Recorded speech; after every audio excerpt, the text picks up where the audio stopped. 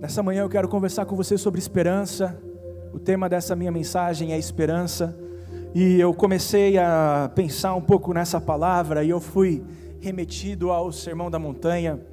Você deve conhecer, é um dos sermões mais famosos de Jesus. É uma das pregações mais longas que Jesus fez, que nós temos registro. Jesus gastou um tempão ali, pregando no Monte das Oliveiras, enquanto ele estava lá anunciando uma série de verdades profundas. Se você nunca teve a chance de sentar e ler sobre o Sermão da Montanha, eu quero te incentivar a fazer isso quando você for para casa. É muita riqueza. Mas o que me chamou a atenção é a sequência do Sermão da Montanha. Enquanto Jesus está descendo ali daquele lugar, ele está descendo do monte, ele continua fazendo milagres. Você sabe que Jesus tinha uma multidão grande em volta dele. Jesus ele tinha os seus discípulos, os 12, que andavam bem íntimos dele, bem perto dele. Foram 3 anos de treinamento intensivo, 24 horas com Jesus, para Jesus poder delegar, para Jesus poder passar a bola. E Jesus ele tem, além dos 12, ele tem uns outros também chamados de discípulos, que não são do grupo dos 12, mas são uma multidão de discípulos também. Além dos discípulos, ele ainda tem os seguidores, pessoas que o admiram e que vão formando um grande cinturão em volta dele. Não era tão fácil andar quando Jesus andava. A gente imagina que só Jesus curava, mas Jesus estava curando aqui, Pedro ali, o outro lá, Tiago ali atrás. Era uma corrente, era algo muito poderoso. Enquanto ele caminhava descendo daquele monte, uma multidão seguia ele ia compartilhando e abençoando vidas. Um leproso chega até ele cura aquele leproso. Mais tarde vem um centurião, enquanto ele ainda desce do monte, e o centurião tem um filho enfermo em casa, e Jesus ele não quer ir até a casa do centurião, e o centurião fala: Jesus, é só tua palavra, já é suficiente. Se o Senhor declarar cura, ele será curado, o Senhor não precisa andar até lá. E Jesus admira a fé daquele centurião e declara cura sobre o filho dele. Depois Jesus ele entra na casa da sogra de Pedro, ela está enferma, e Jesus cura a sogra de Pedro. Diz que se trouxeram muitos endemoniados naquele momento, e Jesus com sua palavra os libertava. Ou seja, Jesus tinha passado horas pregando ali em cima do monte. Ele desceu curando uma multidão, libertando um monte de endemoniados. E Jesus ele olha e a multidão só aumenta. Quanto mais milagre ele faz, mais gente se junta ao redor dele. E Jesus ele decide então que é hora de ir para o outro lado do lago. Era uma bacia, um lugar como uma bacia onde eles estavam, era a água de mar. E Jesus ele fala: olha, vamos para outra margem. Ele olha para os discípulos dele.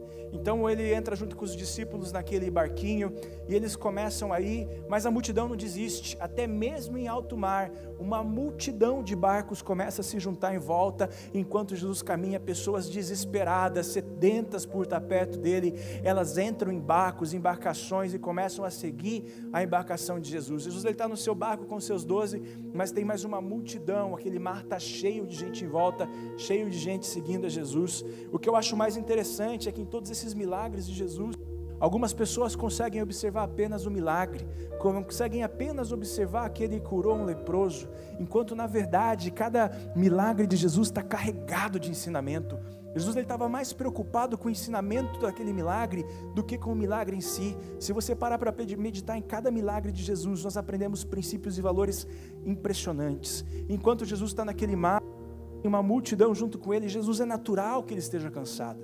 É natural, ele passou um dia pregando, ele passou curando. A gente prega 30 minutos aqui, já vai para casa exausto, quer dormir que não aguenta. Imagina Jesus o dia inteiro pregando um sermão longo, ao sol, exposto ao sol, curando um monte de gente. Jesus ele cai no sono, Jesus ele dorme, é natural que ele estivesse cansado.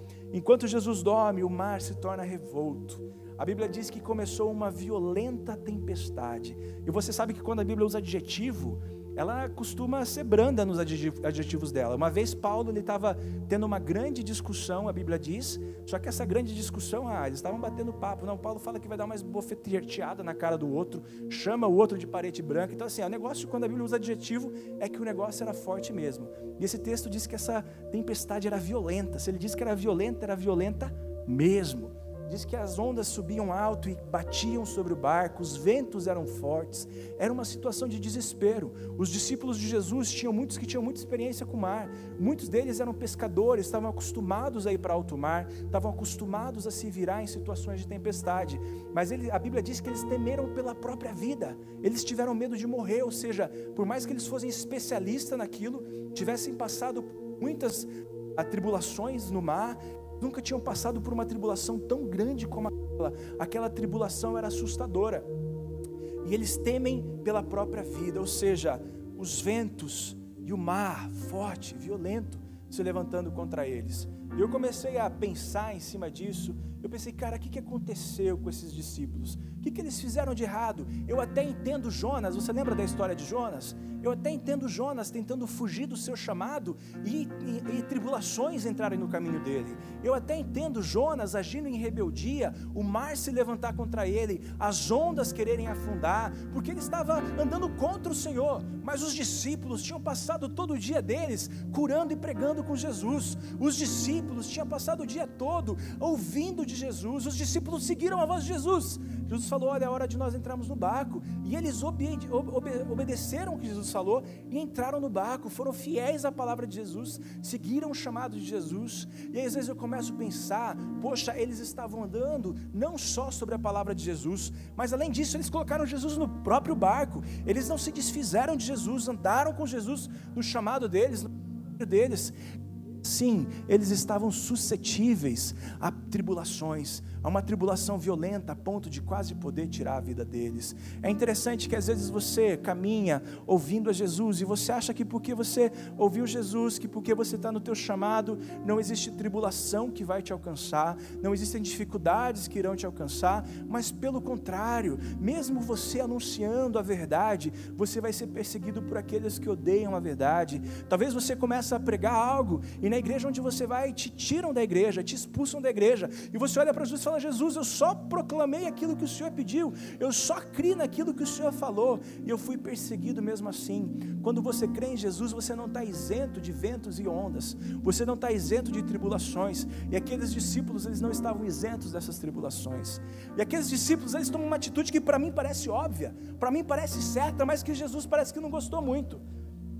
Eles temendo pela vida, eles com medo, eles estavam com medo daquele momento. Então eles chegam até Jesus, que está dormindo no meio daquela tempestade.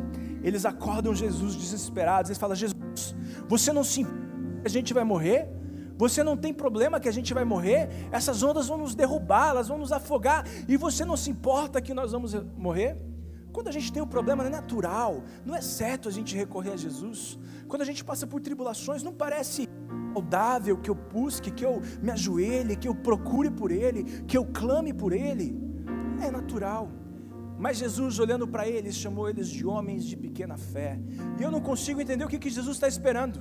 Eu olho para Jesus e falo, cara, qual é? Os caras te ouviram, os caras subiram um monte com você, os caras curaram pessoas com você, ouviram tua voz, prepararam o barquinho a hora que você quis, entraram no barquinho que você pediu, estão ali resistindo, passando por uma tribulação, estão cansados igual você está dormindo, e eles vão te pedir ajuda. Eles não foram pedir ajuda para Maomé, eles não foram pedir ajuda em outro lugar, eles eram para Jesus. E Jesus olha para eles meio indignado, fala, cara, homens de pequena fé. E eu comecei a me questionar, o que é então ter grande fé? Buscar Jesus nessa hora, se clamar a Jesus na hora da tribulação, é eu ter pequena fé? Qual será que é a grande fé que Jesus esperava num caso como esse? Eu lembrei então de um texto de Paulo. Você lembra quando Paulo está querendo ir pregar em Jerusalém? Você lembra dessa situação?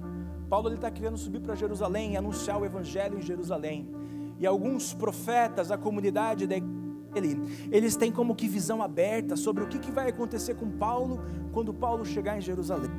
E o que espera Paulo em Jerusalém são fortes e densas ondas e ventos de tribulação contra Paulo. E aqueles profetas, aquela comunidade de Paulo, eles pegam uma corda, amarram Paulo e prendem e falam, Paulo, nós estamos fazendo um ato profético com você, é isso que vai acontecer com você, Paulo, se você for subir para Jerusalém, eles vão te prender, você vai perder tua liberdade, Paulo, vão te chicotear, você vai ser apedrejado, e eles anunciam as tribulações que Paulo vai subir. O próprio Espírito Santo traz consciência para Paulo do que Paulo vai enfrentar em Jerusalém. O que você acha que Paulo fez? Você acha que ele ficou ou que ele foi?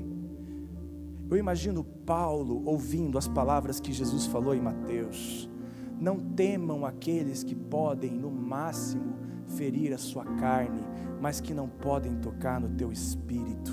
Eu imagino essas palavras gritando no ouvido de Paulo, e Paulo pensando: olha, essas leves e momentâneas tribulações não podem afetar a glória que me está proposta.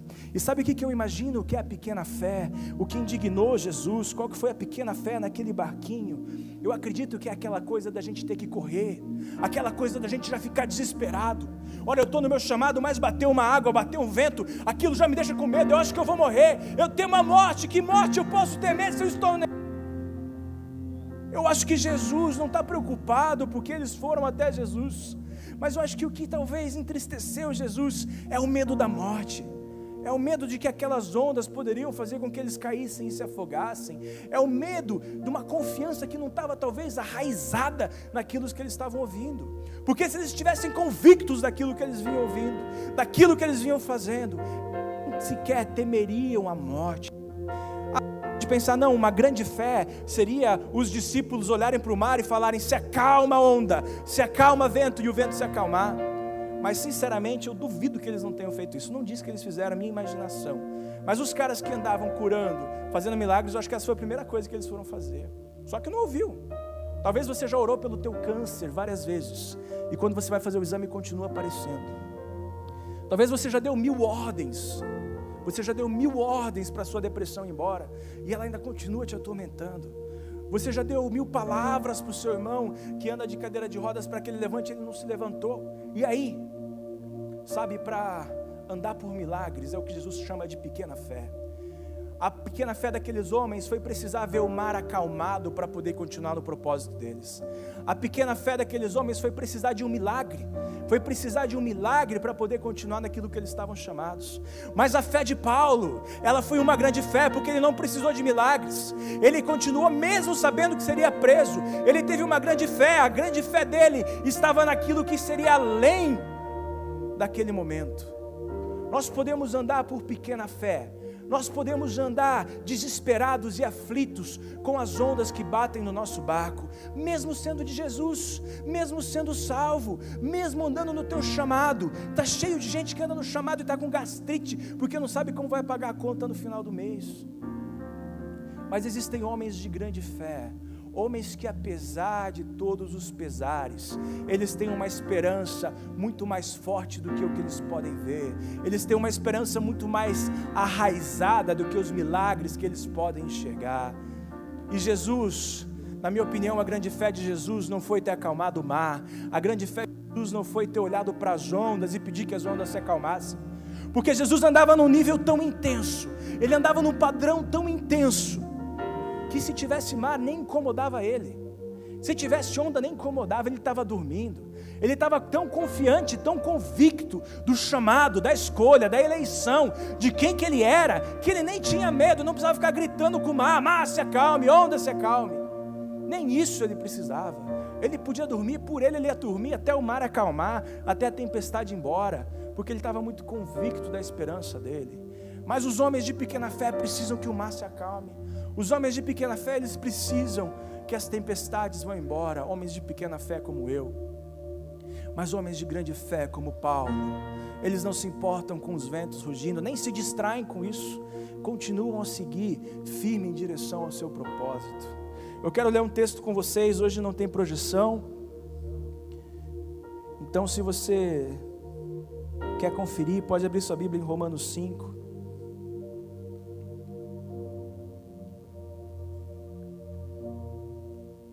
É interessante que quando nós andamos por aquilo que nós vemos, nós andamos inseguros. Você conhece uma geração, como eu conheço, que vive que nem barata tonta, indo de um lado para o outro. Jesus, será que eu compro? Será que eu vendo? Jesus, será que eu vou? Será que eu vivo? Que eu fico? Jesus, uma geração cheia de dúvida, uma geração, antes o cara era convicto, mas agora que virou crente, é tudo tão difícil, é difícil eu decidir para onde eu vou, é difícil eu decidir o que eu vou fazer, tudo eu preciso do milagre, eu preciso abrir a Bíblia numa roleta russa, botar o dedo e tem que ter uma mensagem para mim lá, eu preciso de coisas o tempo todo. Seja uma pessoa de decisão, ande por convicções, você não precisa ficar se martirizando, acorda e toma uma decisão e caminhe em direção àquilo. Você não precisa ficar desesperado, eu uso vermelho, eu uso branco, eu uso preto. Seja uma pessoa de convicções. E quando nós andamos por pequena fé, nós temos que ver tudo, nós temos que ver tudo acontecer, mas nós podemos andar muito além disso. E esse texto de Romanos 5, ele fala sobre a nossa esperança. Romanos 5, 1 ao versículo 5. Tendo sido, pois, justificados pela fé, temos paz com Deus, por nosso Senhor Jesus Cristo, por meio de quem obtivemos acesso pela fé a esta graça, na qual agora estamos firmes, e nos gloriamos na esperança da glória de Deus. Nós tivemos acesso a essa graça, a qual agora estamos abaláveis, a qual agora estamos inseguros. É isso que o texto diz. A graça na qual agora estamos firmes e nos gloriamos na esperança da glória de Deus. Não só isso, mas também trocar? Vai precisar trocar? Manda brasa. Não só isso, mas também nos gloriamos nas tribulações. Que sujeito maluco esse Paulo, hein? Nos gloriamos nas tribulações, porque sabemos que a tribulação produz perseverança, e a perseverança um caráter aprovado, e o caráter aprovado produz esperança, e a esperança não nos decepciona, porque Deus derramou o seu amor em nossos corações, por meio do Espírito Santo que Ele nos concede. Sabe, quando eu e você nós andamos por esperança, nós não andamos otimistas, não é cruzar o dedo, vai dar certo, eu vou passar no vestibular. Isso não é esperança. Esperança não é o meu resultado, esperança é eu passando, eu não passando, eu vou permanecer inabalável por aquilo que eu creio. Esperança não depende do que eu vejo, esperança não depende do que vai acontecer, mas depende da forte convicção que eu tenho. Se o câncer não saiu, eu vou continuar vivendo, eu vou trabalhar, eu vou abençoar, eu vou viajar, porque a minha esperança não é o resultado, a minha esperança é Ele, é a minha convicção nele. Andar por esperança é mais profundo do que eu vejo. Andar por milagres, está cheio na TV, pessoas que precisam ver para crer, pessoas que precisam olhar, comer migalhas, mas o nosso estômago está maior. O nosso estômago já não faz mais com um pedacinho, com uma sementinha. Nós queremos nos sentar na mesa e comer o banquete que Ele tem pra gente. Eu não quero mais milagre, eu quero a glória, a esperança da glória de Deus. A Bíblia fala sobre a esperança da glória de Deus. Acabamos de ler a esperança da glória de Deus. É isso que tem que nos dirigir, é isso que tem que nos fazer dormir enquanto os ventos estão batendo. Você não precisa andar de joelho, subir uma escadaria de joelho para convencer a Deus, porque a esperança está convicta. Júnior, mas o mar está revolto. Júnior, o vento está batendo, as ondas são grandes. Júnior, descansa na esperança da glória de Deus, porque a esperança da glória de Deus diz que o diabo já é derrotado, o trono dele não está ameaçado. Essa é a minha esperança, está consumado, não vai mudar, está estabelecido. É nessa esperança que eu me levanto. Júnior, mas eu fui expulso da minha igreja, eu comecei a pregar a graça e me chamaram de herege, me tiraram do membros, mas deixa eu te falar, se glorie na esperança, porque a esperança não é baseada no rol de membros de uma igreja, a esperança é baseada que Ele te aperfeiçoará até o dia da vinda dEle. Essa é minha esperança, não é o nome que um pastor coloca num papel. Júnior, um espinho na carne, eu estou preso pela doença. Não tenha problema, Paulo disse que a esperança da glória de Deus, a graça de Deus bastava. Júnior, mas eu não consigo andar direito. A graça de Deus te basta, você não precisa andar pelo que você vê. Júnior, mas moro aqui no Oriente Médio. Júnior, prenderam o meu marido, eu não tenho dinheiro para dar comida para minha esposa, para os meus filhos, tiraram meu filho de mim. Claro que se eu negar a Jesus, eles me devolvem. Não negue, não negue, não negue. Creia na esperança. A esperança diz: deixe vir a mim os pequeninos, porque dele é o reino dos céus. Se tiraram teu filho, se roubaram teu filho, não se desespere, creia na esperança do céu. Aquele que me negar na terra será negado no céu. Aquele que me confessar diante dos homens será confessado diante de Deus. Creia na esperança de uma palavra que é inabalável, que é inabalável. A nossa convicção não é o que nós podemos ver, a nossa convicção não é o que nós podemos sentir, mas a nossa convicção é o caráter de Deus. Eu creio porque Ele não mente, eu creio porque Ele é poderoso, eu creio porque eu sei quem me chamou é fiel para cumprir, aquele que começou vai terminar. E eu quero te convidar a não ter medo das tribulações, a não ter medo do mar revolto. Vai aparecer, cara. Se ainda não apareceu, uma hora você vai estar no barquinho, uma hora as coisas vão vir. E não se desespere, não comece a pensar: olha o que eu fiz de errado, eu não li a Bíblia hoje, eu não jejuei, eu não orei. Não tem nada a ver. A tribulação está aí para quem é e para quem não é. Mas creia na esperança para a qual você foi chamado. Talvez você está aqui de gaiato no navio, você entrou aqui pela primeira vez, ou você vem nos acompanhando, e eu quero te fazer um convite, eu quero te convidar a experimentar dessa esperança. A palavra diz que essa esperança nos está disponível através de Cristo Jesus. Não há outro caminho, não há outra conversa, não há outra forma de se achegar à glória de Deus, senão por meio de Jesus Cristo. Não, se falaram que todos os caminhos levam a Deus, mentiram para você. A única forma de se achegar a Ele, a única forma de estar enraizado nessa esperança é Jesus Cristo, aquele que por nós se entregou, mas ao terceiro dia ressurgiu e ressuscitou. Eu gostaria de saber se você deseja fazer essa oração, chamando a Jesus para dentro da sua vida, convidando Ele para ser o teu Senhor, para ser o teu Salvador. Eu te garanto, uma esperança inabalável estará à sua disposição. Se você deseja isso, eu quero te ajudar em oração, e não porque essa oração é mágica, porque ela não é. Se você orar essa oração da boca fora, não vai adiantar nada, mas porque aquele poderoso que convence os corações te convence nessa hora. Você sabe que não são as minhas palavras, mas é algo no seu interior que se move, algo no seu interior que se remexe. Não existem palavras de convencimento que possam te convencer, mas você sabe que aqui dentro existe algo te resgatando. Eu gostaria de convidar a todos vocês a se colocarem em pé enquanto nós fazemos essa oração.